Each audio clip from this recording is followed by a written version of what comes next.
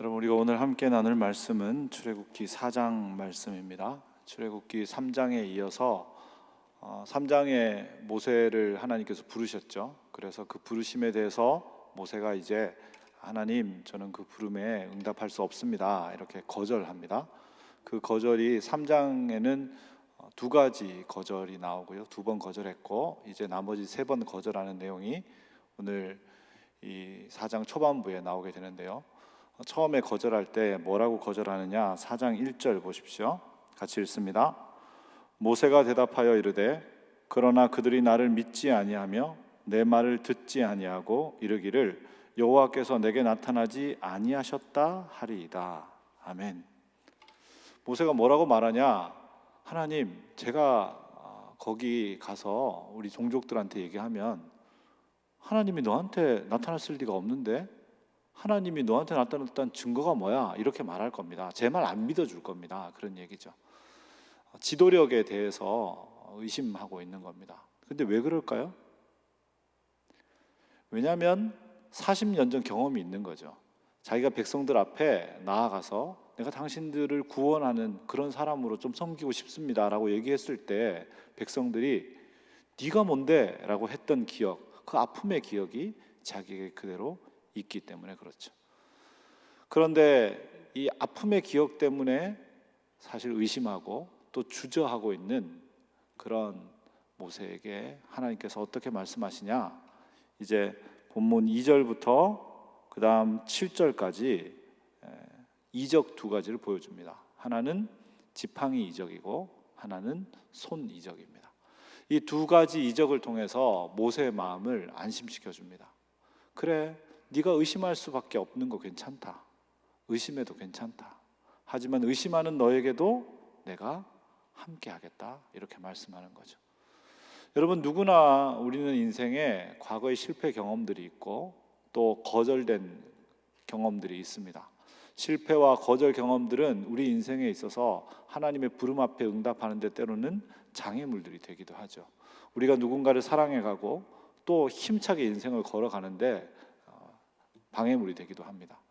여러분, 그럴 때 하나님은 우리를 어떻게 하시는가?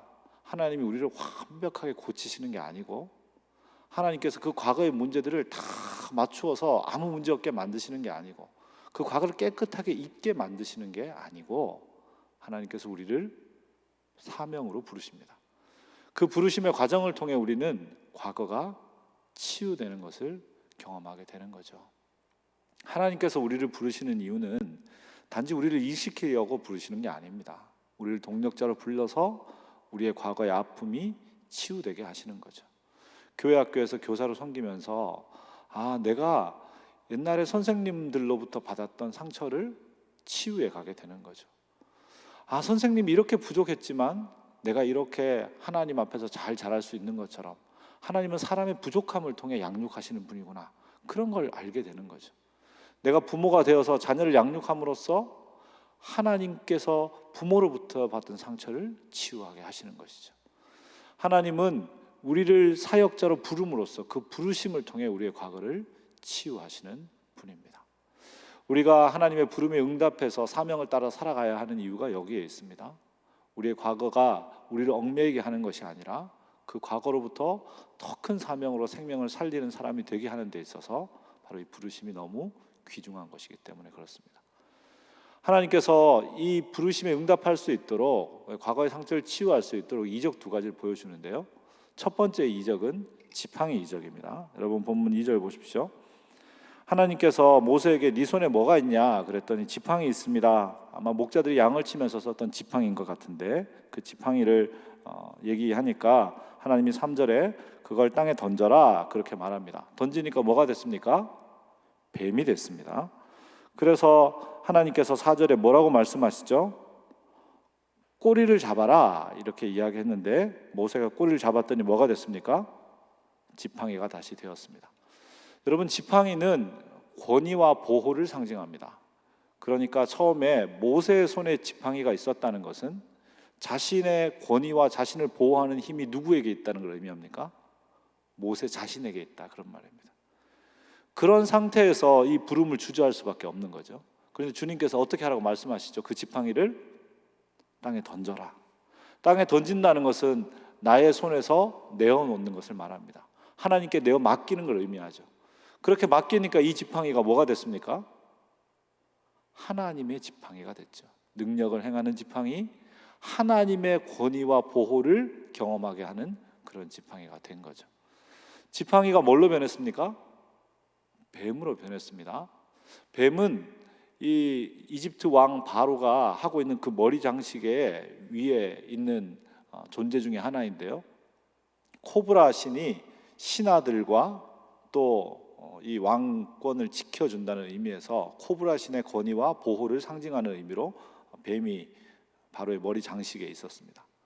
그러니까 이 뱀은 바로 애굽의 권위와 보호를 의미하는 것이죠. 그런데 그걸 어떻게 하라고 말합니까? 지금 잡아라 이렇게 이야기하시죠. 그런데 모세에게 잡으라고 하시니까 모세가 잡았습니다. 다 여기 본문에는 똑같은 말이지만 그러나 원어로는 다른 표현입니다. 원어 표현으로 말하면 이렇습니다. 모세에게 움켜 잡으라고 하셨더니 모세가 낚아채듯 잡았다, 이런 의미를 갖고 있습니다. 잡는 것은 그냥 잡는 것이고요, 낚아채듯 잡는 것은 이렇게 겁이 나는 마음으로 혹시나 물릴까 봐 그렇게 하는 거죠. 여러분, 그런데 모세의 입장이 충분히 이해되죠. 왜냐하면 하나님께서 어디 잡으라고 얘기했습니까? 뱀 머리 잡으라고 얘기했죠. 뱀 꼬리 잡으라고 얘기했죠. 여러분, 뱀 잡을 때는 어디 잡아야 됩니까? 머리 잡아야 됩니다. 그죠?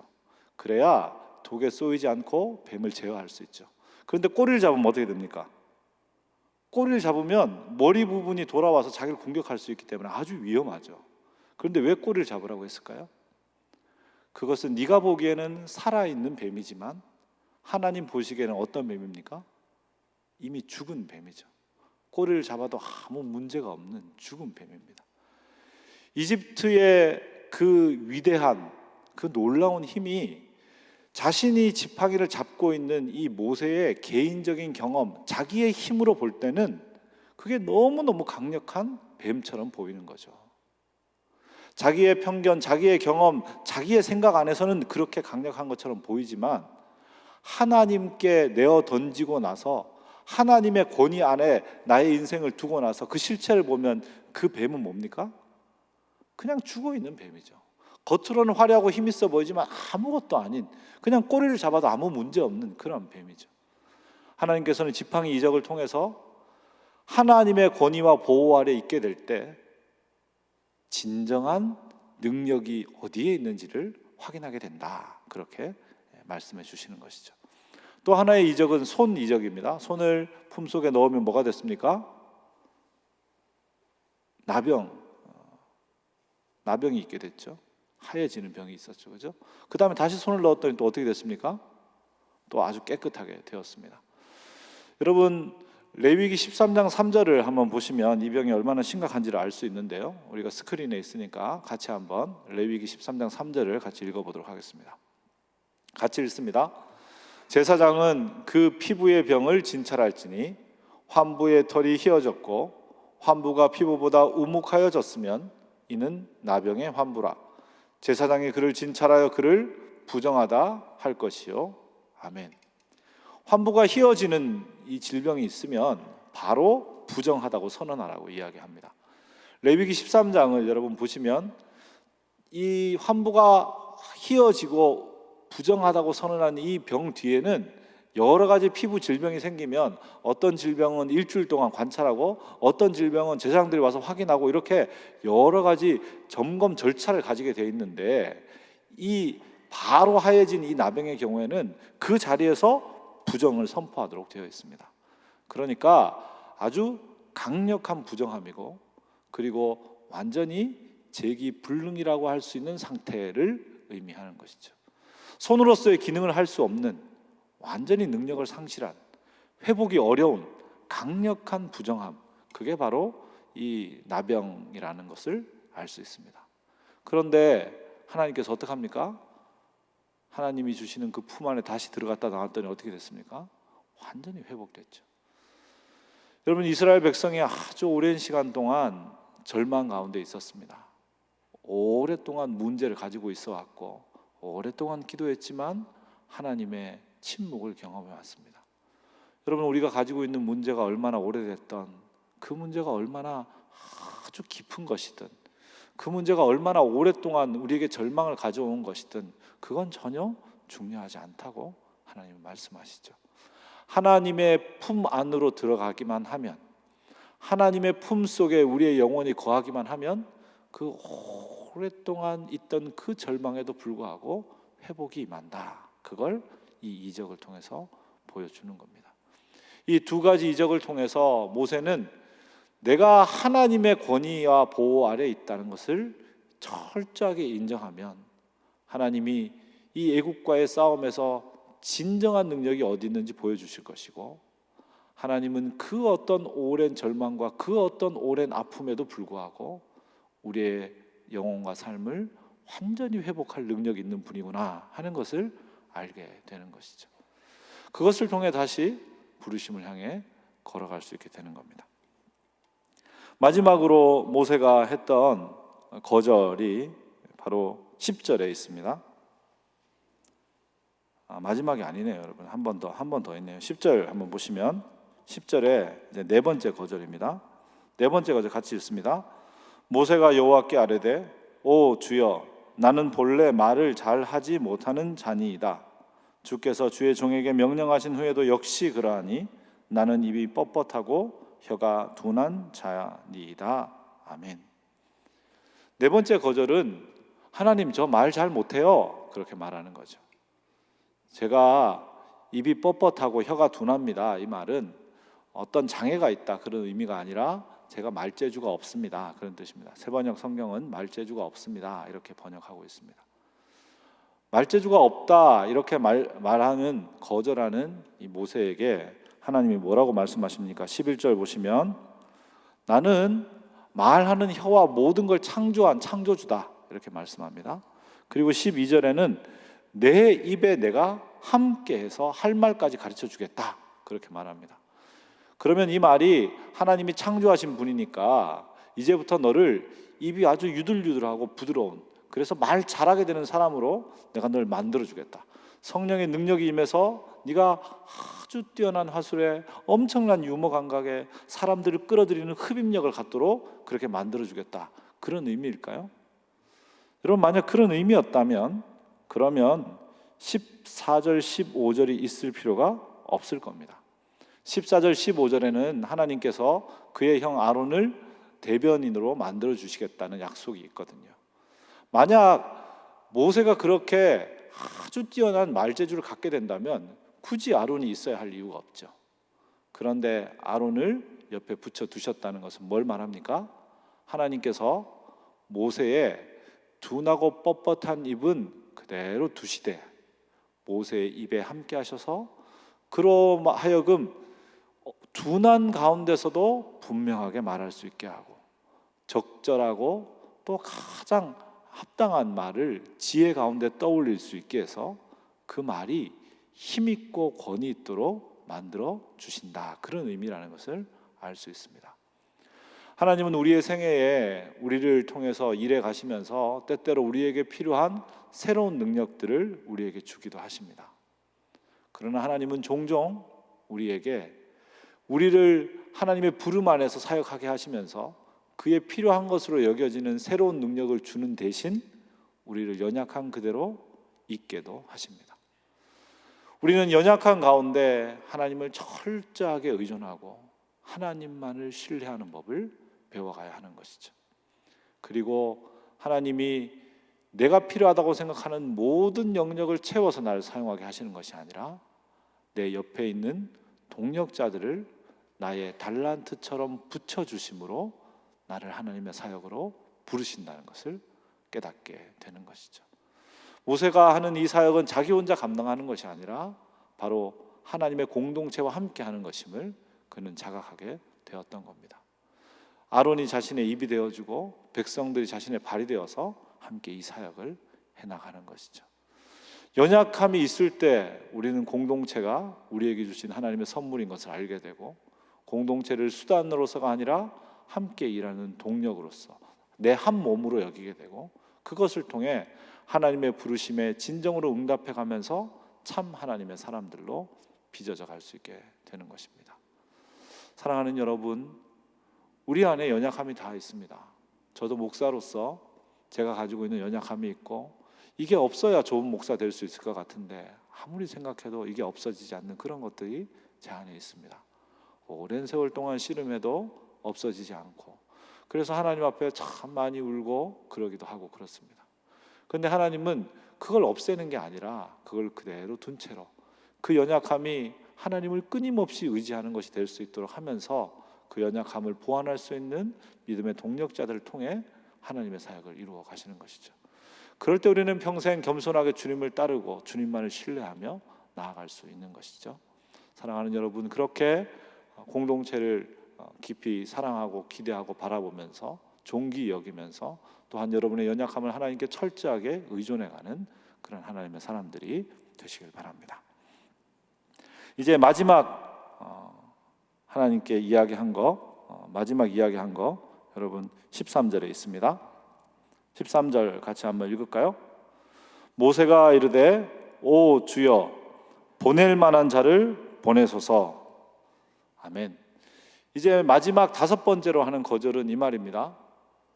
아무리 생각해도 나는 아니니까 보낼 만한 사람을 보내십시오. 그렇게 얘기했습니다. 그에 대한 14절 하나님의 응답이 어떻습니까? 같이 읽을까요? 여호와께서 모세를 향하여 노하여 이르시되 레위 사람 내 형 아론이 있지 아니하냐? 그가 말 잘하는 것을 내가 아노라. 그가 너를 만나러 나오나니 그가 너를 볼 때에 그의 마음에 기쁨이 있을 것이라. 아멘. 여러분 어떻게 얘기하십니까? 여기서 처음으로 노하셨다 이렇게 표현하고 있습니다. 하나님이 4번째 거절할 때까지는 괜찮으셨는데 5번째 거절하니까 하나님이 화가 나셨다 이 말이죠. 그런데 화가 나셨다는 요 언급만 없다면 사실은 그 뒤로 읽어보면 하나님이 화나셨는지 잘 알기가 어려워요. 왜냐하면 14절에 네 형을 대변인으로 세워줄게. 그리고 15절 보시면 네가 그 입에 할 말을 주면 그에게 말하고 그의 입에 할 말을 네가 줄 것이고 네가 어떤 말을 해야 할지는 내가 줄 것이다.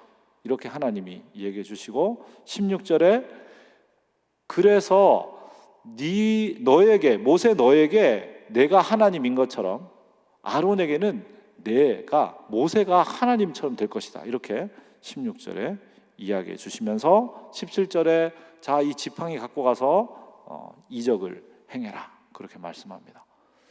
그러니까 노하셨다는 부분만 빼면 이 거절에 대해서 그래 이 거절했는데 그 다음에 그럼 이렇게 하고 이렇게 하고 이렇게 해라 그렇게 설명하고 계시는 것이죠. 노하셨는지 잘 티가 별로 안 나는 거죠.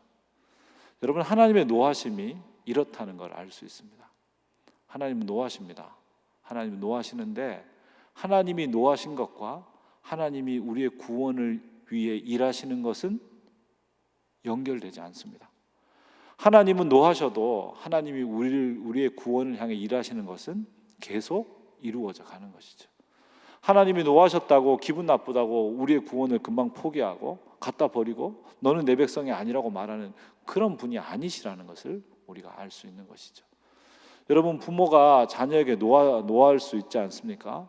자녀에게 노하면 부모가 분명히 화났으니까.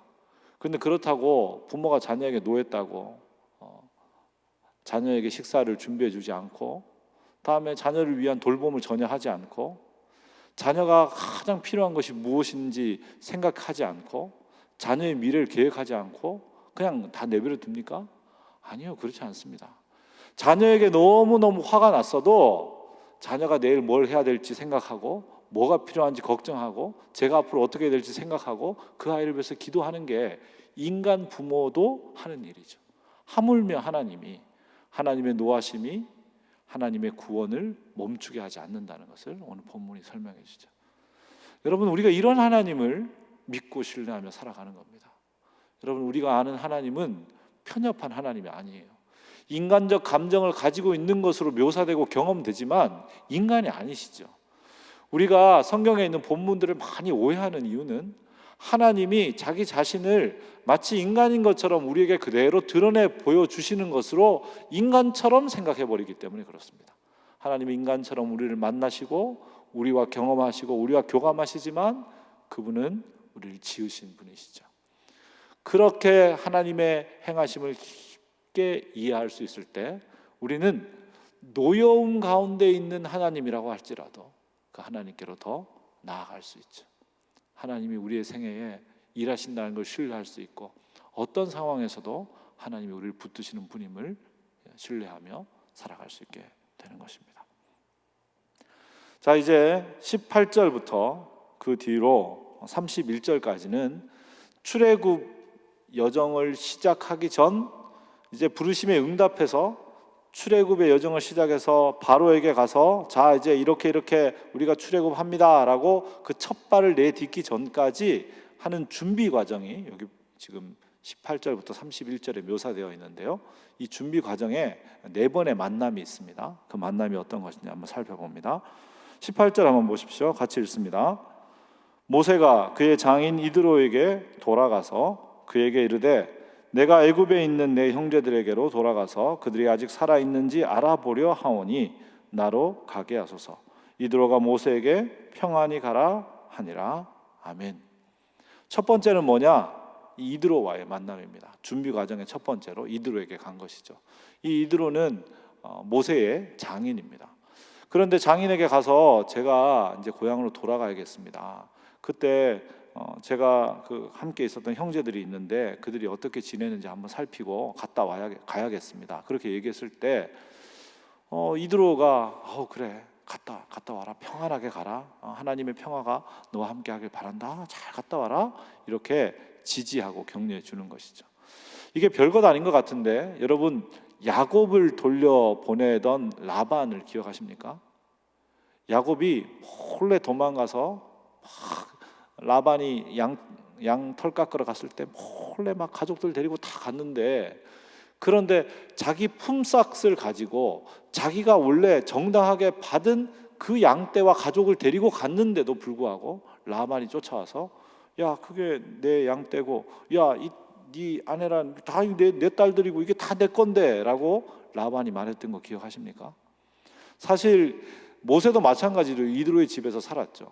이드로의 집에서 먹고 살고 아이 둘 낳고 아내 얻고 다 장인 덕분에 이룬 겁니다.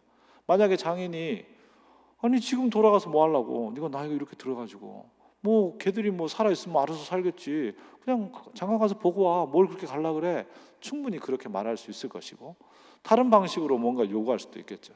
그런데 이드로는 그렇게 하지 않고 평화 가운데 갔다 와라 샬롬 그렇게 이야기하는 것입니다. 여러분 이드로는 이렇게 격려와 지지해주는 사람이었습니다. 나중에 출애굽 전체 역사를 보면 이드로는 순간순간 모세의 광야 여정에 함께해서 모세가 이 이스라엘 공동체가 잘 갈 수 있도록 지지하고 조언해주는 역할을 하고 있습니다. 이드로는 사실 출애굽의 당사자도 아니고 사실 이 출애굽에 있어서 아주 핵심적인 인물도 아니죠. 그러나 격려하고 지지하는 사람으로서 이 출애굽의 한 그런 인물이 되고 있는 것이죠. 여러분 어떤 사람을 비난하는 것은 쉽습니다. 당신 다 잘하는데 그게 문제야 이렇게 말하는 건 너무너무 쉽죠. 그러나 지금 계획이 없는데 아니 돌아가서 어떡하려고 뭘 먹고 살라고 아니 뭘 하려고 돌아가는 것 보니까 뭐 민족을 위해서 뭘 하고 싶나 본데 무슨 계획이 있나? 아니 지금 아무 계획 없이 돌아가서 뭐 어떡하려고 그러냐 이렇게 아무 계획이 없고 무언가 짜져 있지 않고 무언가 합당한 준비가 없다고 여겨지는 상태에서 그를 격려하기란 참 쉽지 않죠. 이드로가 했던 이 격려와 지지를 여러분 기억하십시오. 교회 공동체는 연약하고 부족한 사람이 있다면 당신이 부족해서 이게 문제야 라고 말하는 것이 아니라 당신의 그 연약함에 내가 힘을 보태겠습니다 말하는 게 바로 교회 공동체입니다. 우리는 그렇게 해서 이 교회를 하나님의 교회가 되도록 만들어가는 것이죠. 하나님이 하나님의 교회로 삼아가는 데 쓰임 받는 것이죠. 세상의 사람들이 지금 교회 중에 일부의 실패 또 이단의 실패를 보고 교회가 이렇고 똑같은 집단일 것이라고 이야기한다고 그게 너무 억울해하면서 막 흔들려서는 안 됩니다. 여러분 그런 것과 상관없이 믿음의 여정을 뚜벅뚜벅 가는 것, 그런 것에 흔들리지 않고 하나님이 주신 이 여정을 가는 것, 격려와 지지로 선으로 악을 이겨가는 게 바로 교회죠. 그리고 우리는 그 교회로 지금 여기 살고 있는 것입니다. 사랑하는 여러분, 지금 여러분이 있는 자리에서 여러분 옆에 있는 여러분 가족들과 형제 자매들을 격려하고 지지해 주시길 바랍니다. 비난하는 것은 쉽고 안 됐다고 말하는 것은 쉽지만 격려와 지지는 하나님의 사람으로 살아가는 데 있어서 너무 중요한 영적 태도입니다. 함께 그렇게 함께 세워갈 수 있는 하나님의 공동체가 되시길 바랍니다. 두 번째로 만남은 19절부터 23절까지에 쭉 있는데요. 19절부터 23절까지 한번 보시면 19절에 여호와께서 나타나셨습니다. 그래서 모세에게 너를 기다리는 사람들이 다 죽었으니까 이제 돌아가라 그렇게 말씀하시고 20절에 모세가 이제 가족들을 태우고 돌아가게 됩니다. 손에는 하나님의 지팡이를 잡고 돌아가게 됩니다. 21절부터 하나님께서 모세에게 애굽으로 돌아가면 어떻게 할지를 설명해 줍니다. 그러면서 이 이적을 바로 앞에서 행하면 바로가 그의 마음을 완악하게 할 것이고 안 보내주면 그 다음에 나중에는 23절에 나를 섬기게 하라, 이스라엘 백성이 내 장자다 이렇게 이야기해도 내어주지 않아서 결국은 애굽의 장자들이 다 죽은 다음에 나오게 될 것이다, 이렇게 향후 일어날 계획들을 설명해 줍니다. 이 본문만 읽으면 어떤 생각이 드냐 하면 하나님께서 고의적으로 바로의 마음이 완악하도록 만들어서 그래서 결국은 이집트 백성의 장자를 죽고 이렇게 탈출하게 하시는 것처럼 여겨집니다. 그런데 21절에 나오는 이 마음을 완악하게 한즉이라는 단어는 하나님께서 그를 완악하게 만들었다. 바로가 보내주려고 마음을 먹었는데 하나님이 아직은 아니야, 더 못 가게 해, 못 되게 해, 이렇게 한 게 아니고 바로 하나님께서 그의 완악함을 허용하셨다라는 뜻을 갖고 있습니다. 비슷한 표현을 우리는 로마서에서 발견할 수 있는데요. 로마서 1장 24절에서 26절까지 말씀인데 같이 한번 읽어보도록 하겠습니다. 같이 읽습니다. 그러므로 하나님께서 그들을 마음의 정욕대로 더러움에 내버려 두사 그들의 몸을 서로 욕되게 하게 하셨으니 이는 그들이 하나님의 진리를 거짓 것으로 바꾸어 피조물을 조물주보다 더 경배하고 섬김이라. 주는 곧 영원히 찬송할 이시로다. 아멘. 이 때문에 하나님께서 그들을 부끄러운 욕심에 내버려 두셨으니 곧 그들의 여자들도 순리대로 쓸 것을 바꾸어 영리대로 쓰며. 아멘. 스크린에 좀 더 두시기 바랍니다.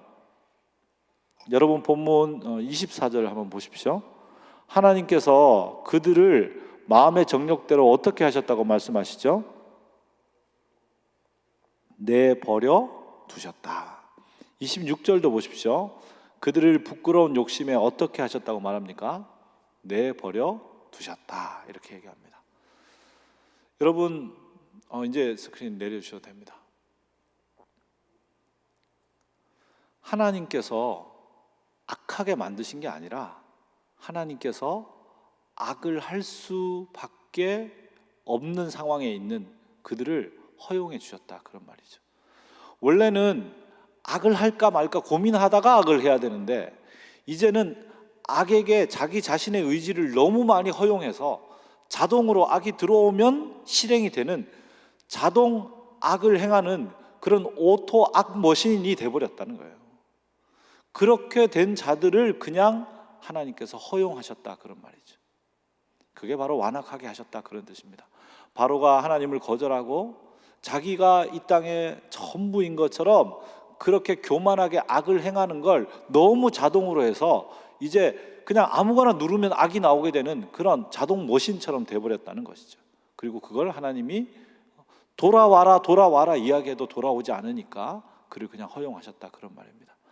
하나님은 이사야 예레미야에 보면 열방 백성들을 향해 그들을 돌아오라고 말씀하시는, 열방을 구원하시려는 하나님이시죠. 그러니까 이집트도 당연히 구원하시려고 하는 하나님이신데 아무리 돌아오라고 해도 말 듣지 않고 악이 배기고 배어서 이제는 악 자체처럼 되어버려서 하나님께서 그를 버려두셨다, 그런 말입니다. 사랑하는 여러분, 하나님께서 우리를 버려두지 않으시고 때때로 말씀을 통해서, 또 우리 마음의 어떤 깨달음들을 통해서, 또 주변에 있는 형제 자매들을 통해서, 우리의 부모나 때로는 우리의 자녀나 친구들을 통해서 우리가 이건 아닌데 이렇게 돌이키게 하는 것, 그 하나님의 통제하시는 손이 얼마나 큰 복인지를 우리가 알아야겠습니다. 하나님의 교훈이 우리를 교훈해서 우리가 날마다 우리의 영혼을 하나님께로 돌이키게 될 때, 그때 우리가 정말 하나님의 복받은 백성으로 살 수 있는 것이죠. 하나님이 우리를 그냥 내버려 두면 네 마음대로 해, 그렇게 내버려 두는 게 우리에겐 더 편하고 자유로운 것 같지만, 사실은 그게 애굽처럼 그냥 휘청이며 멸망을 향해 가는 것입니다. 자신은 편한 것 같지만, 자신은 멋대로 하니까 좋은 것 같지만, 그러나 편한 게 아니죠. 마음의 양심이 찔리고 양심에 걸리고 이래도 되나 싶은 생각이 들고 불편하고 또 때때로는 자유롭지 않은 것 같은데, 그 하나님의 통제 안에 있는 영혼이 가장 자유롭고 복된 영혼이라는 것을 여러분 기억해야겠습니다. 여러분, 시편 94편 12절을 같이 한번 읽어보겠습니다. 같이 한번 한 목소리로 읽습니다. 여호와여, 주로부터 징벌을 받으며 주의 법으로 교훈하심을 받는 자가 복이 있나니. 아멘. 여러분, 주님으로부터 징벌 받고 주님으로부터 교훈을 받는, 그래서 날마다 하나님의 손이 나를 붙들고 나를 통제하고 있다는 것을 경험하는 것이 가장 진정으로 자유롭고 복된 삶이라는 것을 여러분 기억하십시오. 하나님 말씀으로 자신을 교훈하고 그 말씀이 여러분의 내면을 움직이고 여러분을 자꾸 건드리는 그런 경험들이 매일매일 쉬지 않고 일어나서 하나님의 사람으로 더 아름답게 빚어져가는 저와 여러분 되기를 바랍니다. 그 다음에 이제 세 번째 만남은 바로 모세의 가족이 이 하나님의 사자를 만나는 장면인데요, 24절부터 26절까지 있습니다. 모세가 길을 가다가 숙소에 있을 때 여호와께서 그를 만나사 그를 죽이려 하신지라. 여러분, 지금 하나님의 지팡이를 들고 하나님의 부르심을 따라서 막 길을 가고 있는데, 그 길을 가는 모세를 어떻게 한다 그러시죠? 죽인다 하신단 말이죠. 이게 뭐 어떤 일입니까? 근데 왜 죽이려 그러죠? 26절 같이 읽습니다. 여호와께서 그를 놓아 주시니라. 그때 십보라가 피 남편이라 함은 할례 때문이었더라. 아멘. 자, 왜 죽이려고 했는지가 나오는데 그 이유는 뭐 때문이었습니까? 할례 때문이었습니다. 25절 보십시오. 죽이려고 하실 때 십보라가 돌칼로 아들들의 포피를 베어 발에 댔다. 이 말은 바로 할례를 행했다, 그런 뜻이죠. 여러분, 원래 이스라엘 백성들은 언제 할례를 하게 되었습니까? 창세기 17장에 하나님과 맺은 그 할례 언약에 따르면 태어난 지 8일이 되면 할례를 하게 되어 있습니다. 그러면 모세가 하나님의 법대로 행했다면 지금 두 아들들은 어떤 상태여야 맞습니까? 할례를 한 상태여야 맞는 것이죠. 그런데 지금 어떤 상태입니까? 할례를 하지 않고 가고 있는 거죠. 여러분, 할례란 게 뭡니까? 바로 남자의 성기의 포피를 덮고 있는 부분을 베어내는 것이죠. 이게 영적으로는 어떤 의미를 가집니까? 바로 내가 하나님으로부터 완벽하게 하나님께 붙들려 있지 않고 하나님으로부터 나를 가릴 수 있는 나의 죄악들, 나의 숨겨진 것들을 어떻게 한다는 뜻입니까? 베어서 내가 하나님 앞에 내놓습니다. 하나님, 내 안에 끊임없이 생기는 이 죄성과 끊임없이 생기는 이 악한 것들과 끊임없이 생기는 이 죄의 뿌리들을 다 베어서 하나님께 내어놓습니다.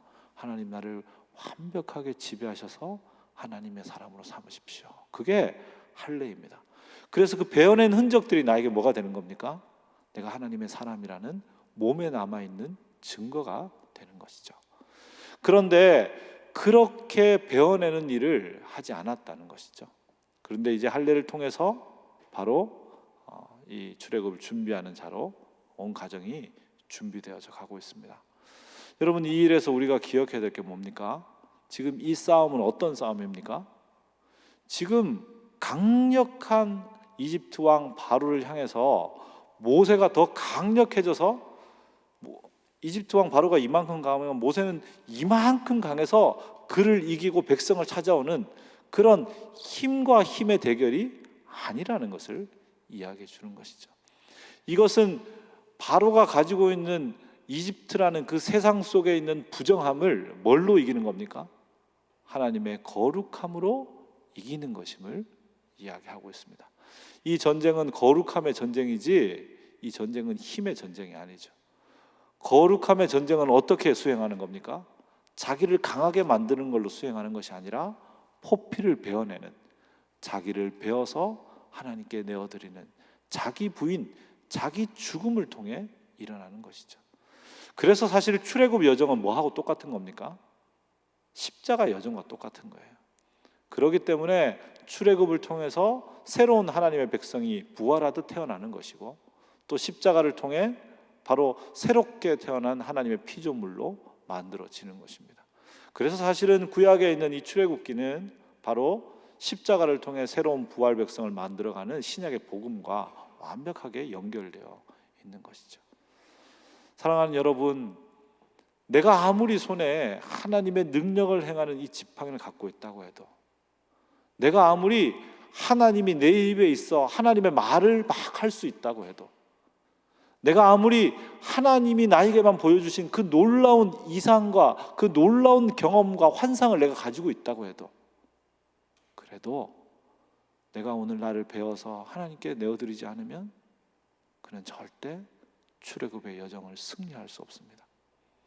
여러분, 우리에게 가장 강력한 능력과 가장 강력한 증거보다 더 중요하고 더 본질적인 것은 오늘 나를 배워 하나님의 거룩을 향하려고 하는 이 매일의 배어냄입니다. 사랑하는 여러분, 그렇게 자신을 하나님 앞에 배워드리는 그런 사람들이 되시길 바랍니다. 오늘 하나님 앞에서 그렇게 자신을 배워내는 사람들로, 그렇게 하나님께 나를 쳐서 복종하여 깨트리는 경험들이 날마다 쌓여가는 사람으로 살아갈 수 있어야겠습니다. 그것이 바로 우리를 출애굽의 백성으로, 부활의 새 백성으로, 거룩함의 백성으로 삼아가게 될 것입니다. 이제 하나님께서 그 다음에 만남은 누구와의 만남을 허락해 주십니까? 아론과의 만남을 허락합니다. 여러분 27절 한번 보십시오. 여호와께서 아론에게 이르시되 광야에 가서 모세를 맞으라 하시매 그가 가서 하나님의 산에서 모세를 만나 그에게 입맞추니. 아멘. 자, 여러분, 지금 모세와 아론이 이제 40년 만이겠죠. 이렇게 만나는데, 그런데 어디서 만납니까? 광야에 있는 호렙산에서 만납니다. 이집트가 여기면 이집트에서 나와서 시나이 반도 있는 데가 호렙산이고, 그 호렙산에서 또 더 동쪽으로 가면 미디안입니다. 그러니까 여기서 와서 지금 어차피 호렙산을 통과해서 어디로 가야 됩니까? 이집트로 가야 돼요. 왜냐하면 아론이 어디 살고 있으니까요. 그 이집트에 살고 있고, 결국은 이스라엘 백성이 다 어디 살고 있습니까? 이집트에 살고 있고, 이스라엘 장로들은 어디에 있습니까? 그 이집트에 살고 있죠. 어차피 여기 가서 다 만나고 다 꺼내오고 다 해야 됩니다. 이집트 왕 바로도 여기 있으니까. 그런데 하나님께서 만나는 미팅 시간 장소를 어디다 정하십니까? 하나님의 산 호렙에다가 정하신 거죠. 그리고 여기서 만나라고 그렇게 얘기하시는 겁니다. 아니, 그 상당히 불편한 일인데 왜 중간에 만나도록 그렇게 하셨을까요? 여러분 25절, 그 목적을 25절에서 확인할 수 있습니다. 같이 읽습니다. 모세가 여호와께서 자기에게 분부하여 보내신 모든 말씀과 여호와께서 자기에게 명령하신 모든 이적을 아론에게 알리니라. 아멘. 여러분, 지금 어떤 일이 벌어지고 있습니까? 모세하고 아론 사이에 뭐가 일어납니까? 모세의 체험을 공유하고 있는 것이죠. 일종의 순례하듯이, 성지 순례하듯이 지금 모세가 하나님을 만났던 곳에서 다시 만나는 겁니다. 내가 여기에서 그 떨기나무에 불꽃이 있는 걸 봤어. 그때 하나님 나에게 이렇게 말씀하셨지. 내가 몇 번씩이나 이렇게 말씀드렸고, 내가 그렇게 거절했지만 하나님이 이렇게 말씀하셨어. 그렇게 이야기를 같이 나누는 것이죠. 그리고 자신의 영적 체험과 하나님 경험, 기도 경험을 나눔으로써 이 모세와 아론이 이것이 왜 우리에게 주어진 사명인지, 이 사명 가운데 하나님이 어떤 마음을 갖고 계신지를 함께 공유하게 되는 것이죠. 여러분, 교회는 하나님의 체험을 공유하는 곳입니다. 내가 어떻게 하나님을 만났고 하나님이 내 안에 어떻게 일하셨는지, 그래서 그 체험을 공유하다 보면 내가 지식은 있는데 하나님을 만나지 못하고 있구나, 이것도 알게 되고, 내가 하나님 만난다는 걸 너무 감정적으로 생각해서 이미 만났는데 모르고 있구나, 이런 것도 깨닫게 되고, 하나님을 만나는 경험을 통해 우리의 영혼이 뜨거워지게 되는 것이죠. 여러분, 교회에서 또 지금 교회에 함께 모이지 못하지만 신앙 공동체 안에서 카톡이나 여러 그런 도구들을 통해, 전화를 통해 여러분 하나님 경험을 나누어야 됩니다. 오늘 하나님 어떻게 만났는지, 하나님께서 내 일상에 어떻게 말씀하셨는지, 이 말씀 속에 나를 어떻게 감동시키셨는지, 그걸 나누어야 됩니다. 여러분, 정치적 견해를 나누지 마십시오. 여러분, 재테크 노하우를 나누지 마십시오. 여러분, 어떻게 요리해 먹으면 더 맛있는지, 이런 걸 나누지 마십시오. 물론 그런 것도 나눌 수 있죠. 그런 것들은 개인적으로 나누시고, 그런 것들은 한두 사람이랑 나누시되, 함께하는, 구역이 함께하고 회가 함께하고 공동체가 함께하는 곳은 늘 하나님 이야기로 가득 차 있고 예수 이야기로 가득 차 있어야 합니다. 하나님 경험, 예수 경험, 하나님이 우리에게 주시는 부르심, 그 기쁨, 그런 것들로 가득 차 있어야 공동체가 함께 뜨거워지는 것이죠. 그리고 하나님의 부름을 향해 함께 달려가고 싶어지는 것입니다. 그렇게 모세가 아론과 함께 그것을 공유한 것이 모세의 생각이 아니었고요, 모세가 아론을 이렇게 하려면 이걸 해야겠는데 그게 모세의 생각이 아니었고, 하나님이 아론을 불러서 그걸 공유하라고 하셨다는 것을 여러분 우리가 기억해야 합니다. 함께 하나님이 주시는 이 영적 체험들을 공유해 가면서 부름의 공동체로 함께 지어져 가는 저와 여러분 되시길 바랍니다. 마지막으로 이제 29절부터 31절까지 모세가 누구를 만납니까? 백성의 장로들을 만납니다. 29절 보십시오. 모세가 아론과 함께 이스라엘 장로들을 다 모읍니다. 그리고 30절, 31절 같이 읽습니다. 아론이 여호와께서 모세에게 이르신 모든 말씀을 전하고 그 백성 앞에서 이적을 행하니 백성이 믿으며 여호와께서 이스라엘 자손을 찾으시고 그들의 고난을 살피셨다 함을 듣고 머리 숙여 경배하였더라. 아멘. 모세와 아론이 가서 하나님이 나에게 이런 비전을 주고 명령을 주셨습니다. 그래서 이렇게 하나님의 이제 구원이 시작될 것입니다. 그렇게 말했더니 백성들이 어떻게 합니까? 백성들이 31절 보십시오. 여호와께서 이스라엘 자손을 찾으시고 그들의 고난을 살피셨다 함을 듣고 머리 숙여 경배하였더라. 아멘. 여러분, 백성의 장로들이 듣고 경배했습니다. 진정한 경배, 참된 예배는 어디서 오는 겁니까? 우리는 예배라고 생각하면 자꾸 내가 하는 거 생각합니다. 내가 하나님께 뭐 헌신하고, 내가 뭐 드리고, 뭐 다짐하고, 그래서 또 내가 어떤 은혜를 받고. 그런데 예배는 내가 하는 것 많이 들어가 있습니다. 그런데 내가 하는 것만큼 그보다 훨씬 더 중요한 것은 사실 무엇입니까? 예배 안에 하나님이 하시는 거죠. 하나님은 뭘 하십니까? 하나님은 우리를 살피시고 우리를 찾으십니다. 여러분, 늦은 저녁이 되었는데 밖에 놀던 자녀가 오지 않을 때 이름을 불러서 자녀를 부르는 것처럼, 자녀가 올 시간이 됐는데도 오지 않으면 계속 휴대폰으로 전화해보고 밖에 나가서 막 찾아보고 놀이터나 여기 갈 만한 데 다 찾아보는 부모처럼 하나님이 우리를 찾으시는 것이죠. 여러분, 아이들이 많이 아팠던 적이 있죠. 여러분 아팠던 적 있으십니까? 지금은 뭐 병원에 가는 게 흔한 일상이고 응급실 금방 가면 되지만 예전에는 그렇게 병원 가는 게 쉬운 일이 아니었죠. 그럴 때 많이 열이 나고 또 많이 힘들 때 보통 부모님들은 어떻게 합니까? 그냥 수건을 물에 적셔서 머리에 얹어주고 닦아주고 기도해주고 그러죠. 사실 열이 올라서 깨었다가 잤다가 깨었다가 잤다가를 반복하면서 확실하게 기억나는 건 뭡니까? 나를 안타까운 눈으로 응시하고 있던 부모님의 그 사랑의 응시는 잊혀지지 않는 것이죠. 여러분, 우리는 예배를 통해 우리의 영혼을 찾는 하나님의 사랑의 응시를 경험해야 합니다. 하나님이 나를 잊은 줄 알았는데 나를 살피고 계셨구나. 나의 영혼을 애달게 찾고 계셨구나. 내 영혼을 간절히 부르고 계셨구나. 그걸 확인하게 되는 순간, 그걸 붙들게 되는 순간, 그 순간 우리는 진정으로 예배할 수 있게 되는 것이죠.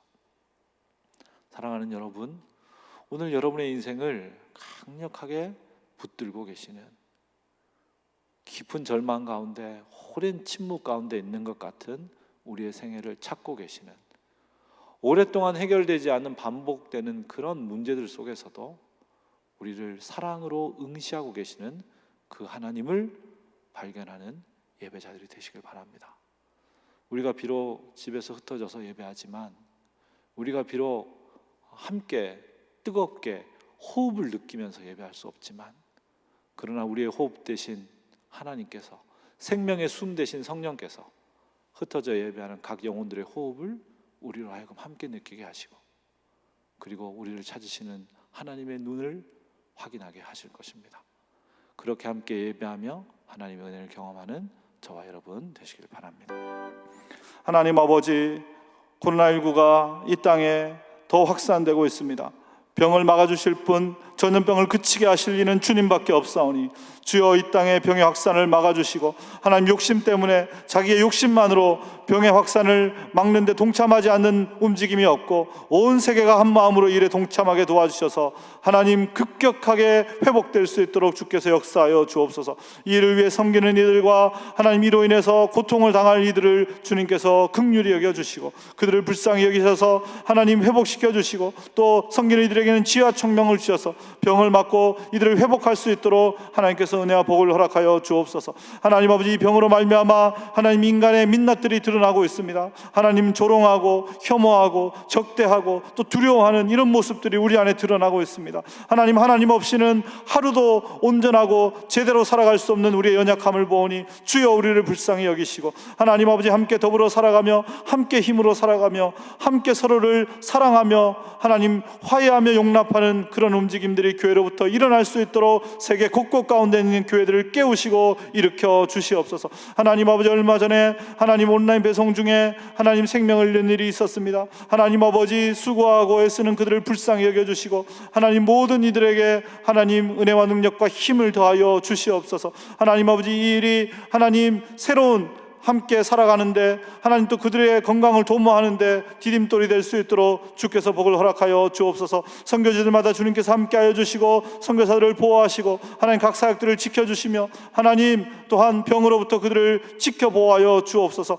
하나님, 얼마 남지 않아 총선이 치러지게 됩니다. 하나님, 여러 가지 환경이 어렵고 가장 중요한 때에 하나님 이 일이 하나님 그냥 가볍게 여겨지지 않도록 각자를 깨워주시고 하나님 아버지, 보다 더 하나님의 정신을 따라 살아갈 수 있는 일을 선택할 수 있도록 우리에게 분별과 은혜를 허락하여 주시옵소서. 하나님 아버지, 흩어져 예배하는 모든 교회 식구들 주님께서 한 마음으로 붙들어 주시고 내일부터 시작될 새일의 기도회를 통하여 큰 은혜를 누리며 하나님이 기도를 통하여 우리의 땅을 회복하실 것을 경험하고 그 땅의 회복에 쓰임받는 귀하고 복된 교회 되게 도와주시옵소서. 우리 구주 예수 그리스도 이름으로 기도드립니다. 아멘.